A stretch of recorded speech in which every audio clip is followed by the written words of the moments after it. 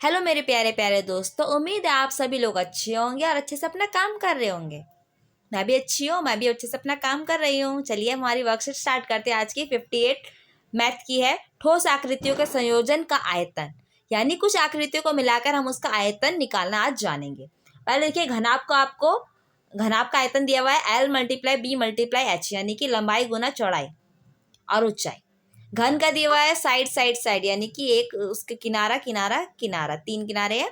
और शंकु का दे रखा है 1/3 πr²h। ठीक है। और फिर हमें दे रखा है अर्धगोले का दे रखा है कितना है 2/3 πr³ और गोले का आयतन दे रखा है 4/3 πr³। ठीक है। चलिए पहला क्वेश्चन हम उदाहरण देखते हैं। 12 सेंटीमीटर वाली लंबी तथा 1.5 सेंटीमीटर त्रिज्या वाले आधार की 5 पेंसिलों का आयतन हमें ज्ञात करना है। शंक्वाकार भाग का जो ऊंचाई है वो 3 सेंटीमीटर है। देखिए आपको क्या बताया गया है कि 12 सेंटीमीटर लंबी है, क्या 12 सेंटीमीटर लंबी है और 1.5 सेंटीमीटर क्या है, उसकी त्रिज्या है। ठीक है। 5 पेंसिल का हमें आयतन निकालना और शंक्वाकार जो भाग है यानी शंकु वाला जो भाग है उसका कितना है, वो 3 सेंटीमीटर की ऊंचाई है।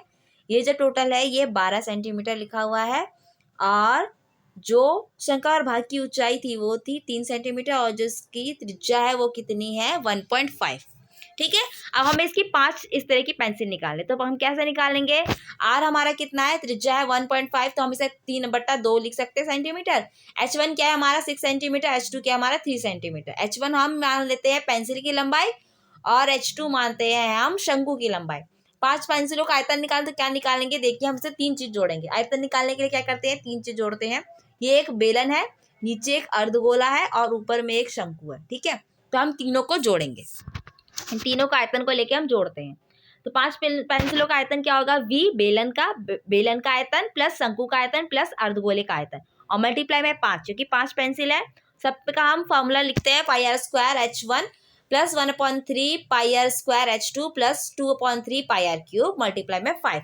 सबका हमने क्या किया, πr² कॉमन लेके फिर हमने H1 plus 1/3 H² plus H2 plus 2/3 R multiply में 5। सबका हम मान लिख देते हैं। मान लिखने के बाद जब हम इसे सॉल्व करेंगे तो हमारा आंसर आता है 282.8 सेंटीमीटर घन। ठीक है।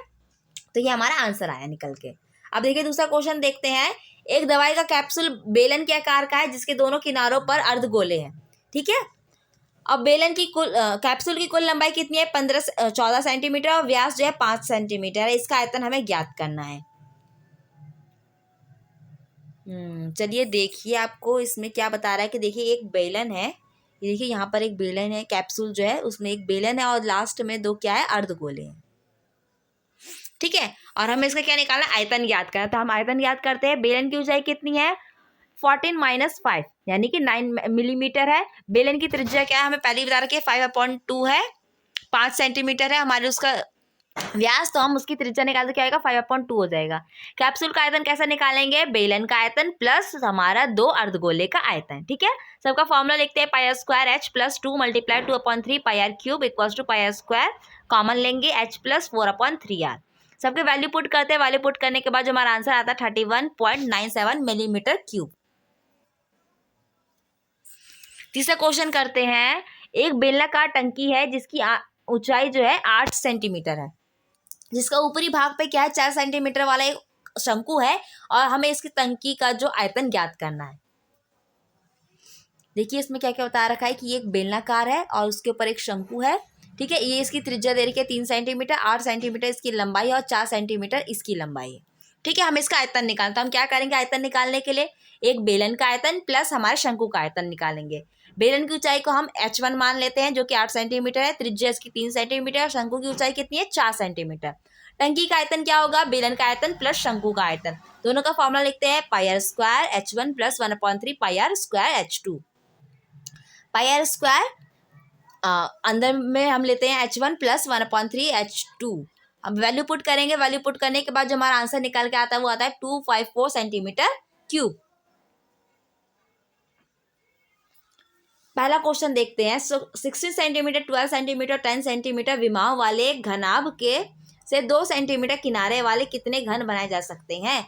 हमें एक घनाभ दिया हुआ है जो कितने का है, इसकी विमाएं हैं 16, 12 और 10 और उसमें से हमें 2 सेंटीमीटर वाले हमें घन बनाने हैं। ठीक है, चलिए हम इसका आंसर करते हैं। घनाभ की विमा कितनी है? 60 सेंटीमीटर, 12 सेंटीमीटर, 10 सेंटीमीटर। घनाभ से 2 सेंटीमीटर किनारे वाले घन कितने बनाए जा सकते हैं? तो चलिए हम करते हैं इसका। घनों की संख्या होगी घनाभ का आयतन अपॉन में घन का आयतन। तो घनों की संख्या निकालने के लिए घनाभ का आयतन लिखते हैं 60 × 12 × 10 अपॉन में 2 × 2 × 2 इक्वल्स टू, ये देखो 16 से 2 कट जाएगा, तो हमारा आंसर आता है 2 × 12 × 10, तो 240। ठीक है, तो घनों की संख्या कितनी होगी? 240। दूसरा क्वेश्चन करते हैं। दूसरा क्वेश्चन हमारा कहता है कि एक शंकु के आकार एक ठोस आधार समान आधार वाले अर्धगोले पे खड़ा है जिसकी त्रिज्या 1 सेंटीमीटर है और शंकु की ऊंचाई उसकी त्रिज्या के समान है। ठोस का आयतन ज्ञात कीजिए। एक शंकु के आकार का ठोस है, ठीक है, और उसके आधार पर अर्धगोला खड़ा है, यानी नीचे में अर्धगोला है और ऊपर में क्या है? एक शंकु है, इस तरह की आकृति। और हमें इसका क्या करना है? हम इसका आयतन निकालना है। चलिए हम इसका आयतन निकालते हैं। आकृति देखिए, आकृति ऐसी होगी। ठीक है, अर्धगोले की त्रिज्या 1 सेंटीमीटर दी गई है, शंकु की त्रिज्या जो है वो भी 1 सेंटीमीटर, शंकु की ऊंचाई जो है वो भी 1 सेंटीमीटर ही है। तो ठोस का आयतन क्या निकालेंगे? 2 चीज है इसमें, एक अर्धगोला है और साथ ही साथ ऊपर में शंकु है, यानी पहले हम अर्धगोले का आयतन निकालेंगे और फिर शंकु का आयतन निकाला, वो दोनों को प्लस कर देंगे। तो ठोस का आयतन क्या होगा? अर्धगोले का आयतन प्लस शंकु का आयतन।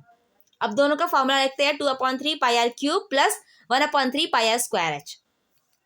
1/3 πr² को हम कॉमन लेते हैं 2r प्लस h। अब इसमें क्या करेंगे? हम सबकी वैल्यू पुट करते हैं 1/3 पाई 1² और 2 × 1 + 1। तो हमारा आंसर क्या निकल कर आएगा? 1/3 पाई × 3। 3 से 3 कट गया, पाई बची है सिर्फ। तो हमारा जो ठोस का आयतन कितना आता है? पाई, यानी 22/7 आता है।